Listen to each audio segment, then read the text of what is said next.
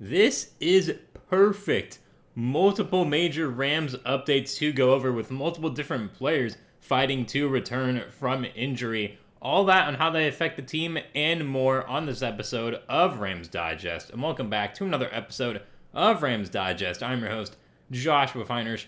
And before we get into today's video, make sure to hit that subscribe button as we are on the road to 5,000 subscribers. So if you want to be a part of the journey, make sure to hit that sub button right now and click the notification bell. Click all so you get notified and never miss whenever we upload our daily new Rams Digest videos covering all things Rams here on this channel. And leave a like on this video for the Rams being 2-0 in the preseason, as this week they wrap up against the Browns in Cleveland for the preseason to try and go 3-0.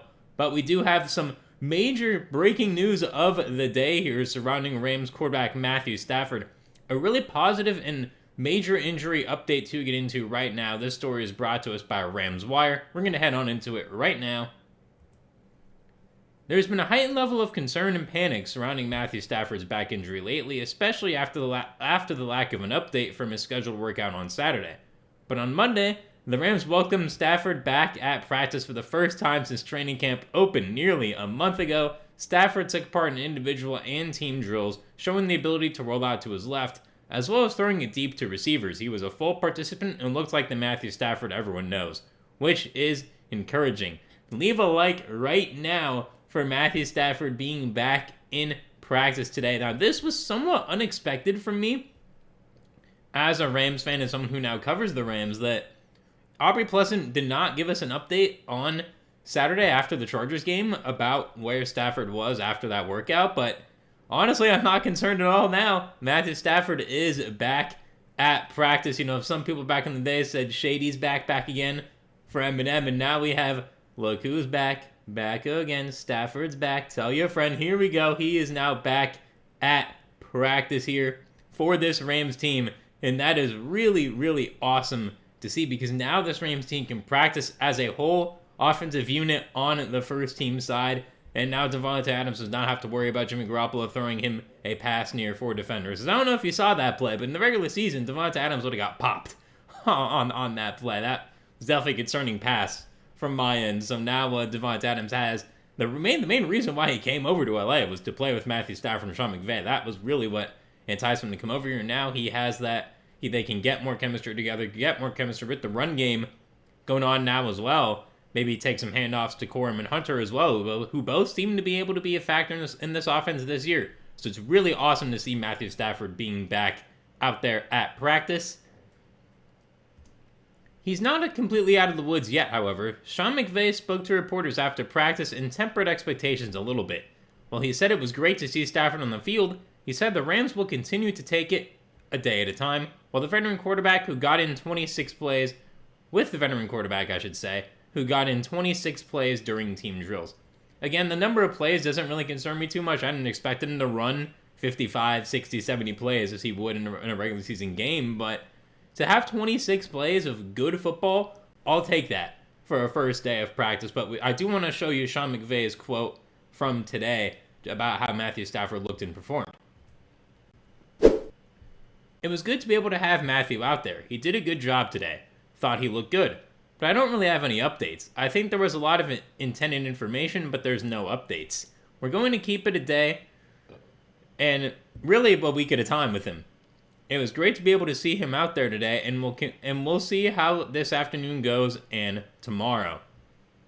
Now, the main thing about that is Stafford looked good out there, great, but McVay not really willing to say too much else, and I kind of think that's okay. At this point, we know Matthew Stafford can at least make it through 26 plays of practice, which is way better than where he was at this point last week. He couldn't practice at all, was barely out there with the other quarterbacks, so having him out there at all is a win for this Rams team and a win for the entire offense in general and the defense as well. Now the defense is getting to see the full first team offense at work, which is also going to be really important because none of these guys will be playing in preseason week 3 against the Browns. And for this defense to be ready heading into that game against Houston on September 7th, they need to get those reps with the Rams first team offense fully out there. Additionally, there's no word on whether Stafford is expected to be ready for week 1 yet. The start of the season is still 3 weeks away, so Stafford has time to ramp up and get things ready for the opener. And we do have more clarity on this from Sean McVay as well, so let's get on into that. I think that would be putting the cart way before the horse. I thought he did a good job today, as Sean McVay said here. This was in response to someone asking him if Stafford is ready for week 1. I agree with this response. I get what the reporter was asking, but to me that was just not a great question. Mainly because it's been 1 day of practice, and 1 day of good practice, yes, which all Rams fans, players, coaches should be happy about, but now it's about how his back responds. Can he do 26 plays again tomorrow? By next week, can he up that to 36 to 40? And hopefully he can get him to running 50 to 55 plays at practice, because I don't think he needs to run 70 plays in a practice. That's not necessarily worth it for someone of his caliber, but I'd love him to be able to be at that 50 play mark before this regular season starts for me to say, okay, he can get through a game with no complications here throughout a potential practice. Understandably, the Rams are taking it extremely slow with Stafford leading up to the season. He's 37 years old and back injuries are always at risk of flaring up again at any moment. They want to ensure he's not only ready for the start of the season, but healthy for a potential playoff run later this year. The Rams open the regular season on September 7th against the Houston Texans, which will be Stafford's first opportunity to play in a game because he will not take part in any preseason games. Again, that's always the plan. Stafford has not played in the preseason once as a Ram, so that was always the thing. But the main thing to keep in mind here is that the fact that they're trying to temper these expectations, are they maybe saying Stafford was good, but he really pushed himself and the 26 plays was all he could do without feeling any major pain? Or are we saying that you're tempering the expectations to not get fans too excited just yet? Because that's two separate things. If you're saying, hey, let's take this slower, I'm okay with that. But if they're saying he ran the 26 plays effectively, but he was really sore afterwards and he was really feeling it, then it's like, okay, is he going to practice tomorrow? We don't know which one of those two scenarios or another scenario this is, so leave in the comments right now down below what you think this means for the Rams, and do you think Stafford will play week 1? My answer on this is obviously great for the Rams, getting Stafford back. Huge morale boost for Devontae so they can really get that connection going here as practice goes on. And after this week, you're going to have your full 53-man roster, at least the guys who you know for sure are going to be on the team along with your practice squad. So once that happens, Stafford is really going to have to dial in, as will the rest of the team, to prep for Houston. And remember to comment down below what you think about this and what you think Sean McVay means by putting the cart in front of the horse. I get what he's saying, it's still too early to tell, but at some point I'd like to hear that he's trending in the right direction, or it's trending in a certain way. I do think that's important for Rams fans to know, especially after the end of this week. We also got an update on key offensive lineman Alaric Jackson today from Sean McVay, and this story is brought to us by Rams Wire as well.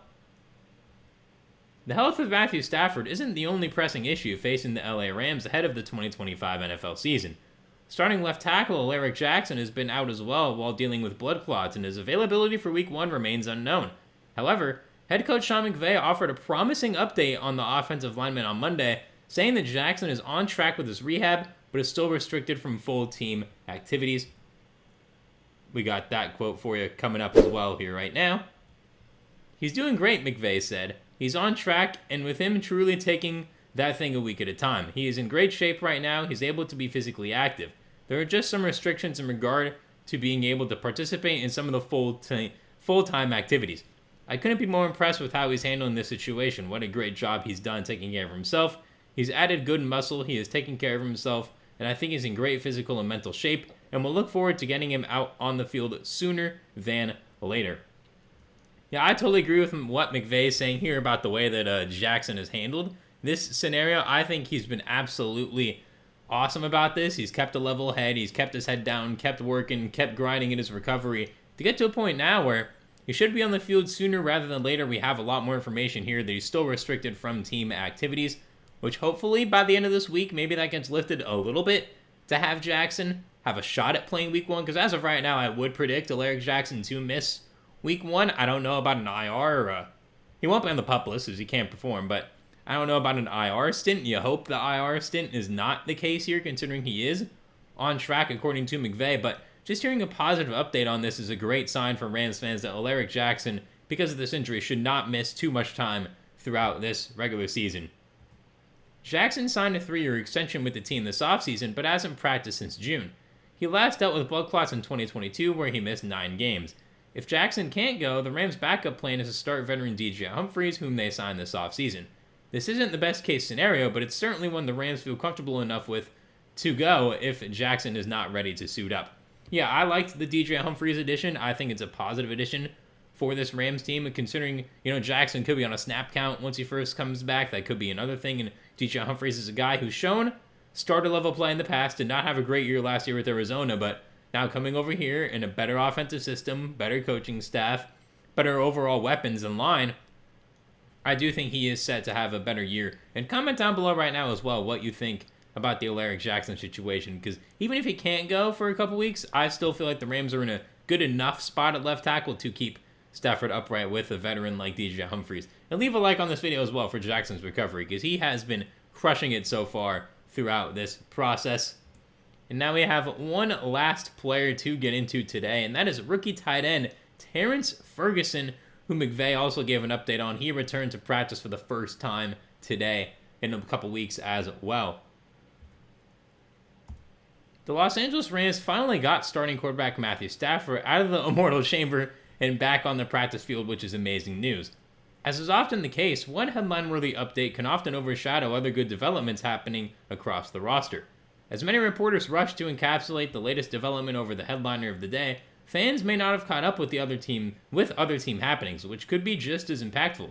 Blink if you missed it, but per Stu Jackson, good Rams reporter for Rams.com, LA's second-round rookie Terrance Ferguson also made an appearance at practice Monday. He has been dealing with his own health concerns as well. Reps are vital to a rookie's chances at earning snaps, carries, and targets. The reality is that Ferguson simply hasn't practiced enough to inspire confidence that he can take offensive opportunities from his veteran teammates, at least not yet. But this isn't a case of his roster spot being in danger.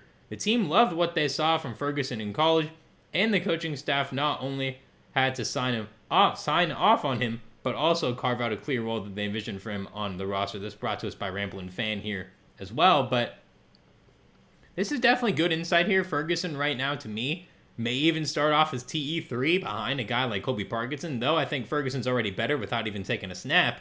I just think due to the lack of reps, McVay not playing rookies as much, like Puka Nacua was kind of forced into the fire. Yes, he was a much better blocker than a lot of rookie receivers are coming into the league, but with Cooper Kupp's injury history, Puka Nacua was kind of forced into the fire, and obviously he absolutely has dominated since then, but I do think it could be tougher for a guy like Ferguson to break in, especially with one of his weaknesses on his draft page being the blocking.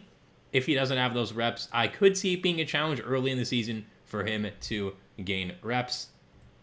Terrance Ferguson also does bring a new dimension to this Rams offense, but before we get into that, we actually have a little quote here from Sean McVay about how he was at practice. We were a little bit limited in regards to what he could do, but I thought he did a nice job with the few reps he was able to get. And that's also important there, that he is still limited in a practice. He was not back in a full capacity just yet. But the fact that, again, he played well in his reps, that's what I want to see. When you're first coming back from an injury, I want to see how you're playing rather than how much you can play right now. And the fact that he's playing well, knowing the offense, knowing his assignments, is a great sign for this Rams team. But as I was about to mention, Terrance Ferguson does bring a new dimension to this Rams offense. The team resisted the urge to deploy 12 personnel packages in 2024 because the offense dislikes swapping out effective wide receivers for less effective tight ends. Even with the return of Tyler Higbee from an ACL injury, the offense rolled right along with 3 wide receiver sets with only 1 tight end.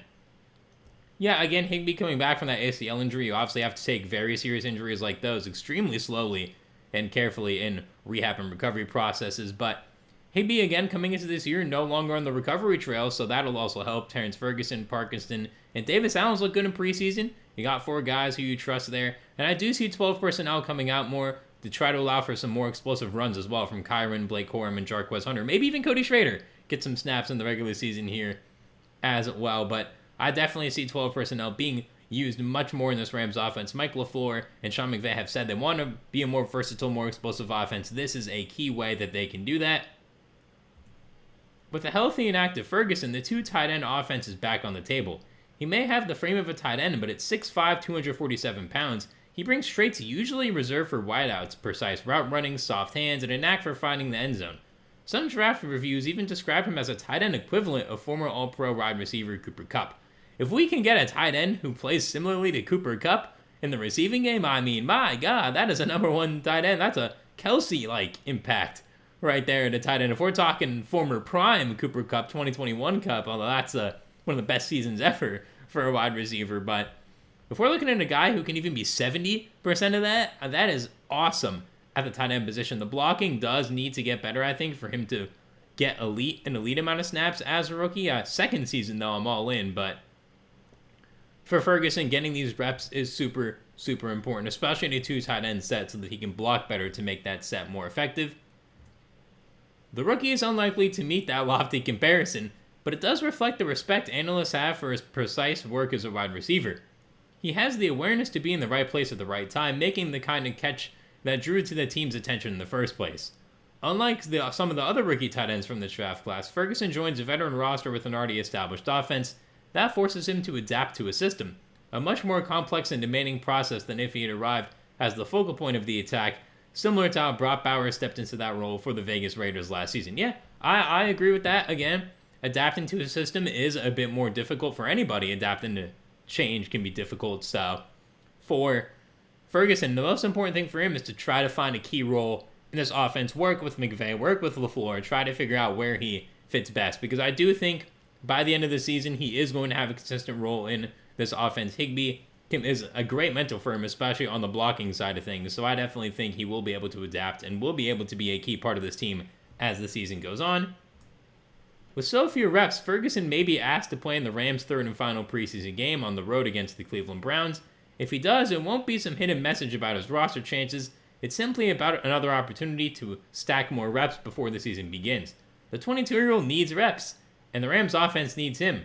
Best of all, fans will love to see their new electric playmaker live in action. As always, thanks for reading. Thank you for writing this, as always. But I agree. I've said I wanted Ferguson to play in the preseason as a rookie. Even if he plays 2 series in the first quarter and then comes out, I think that's fine.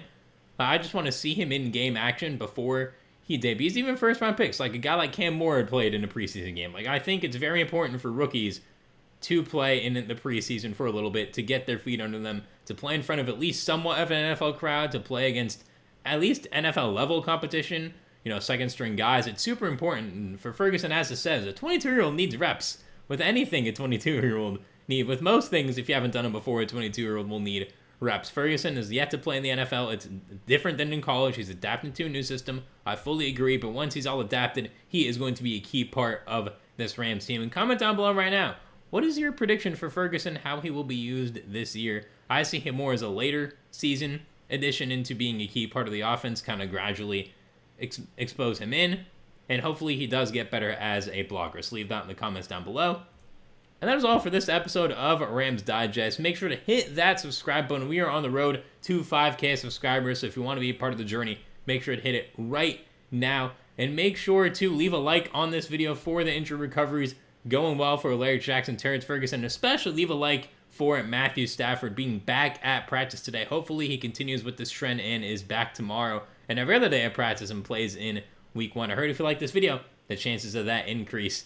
And make sure to comment down below your thoughts on all these injury updates. Which one are you most excited for? Because all of them are heading in a positive direction right now. I've been your host, Joshua Finehirsh, as always. Thank you very much for watching another episode of Rams Digest. I hope you enjoyed it. I'll see you soon for another one, and have a great rest of your day.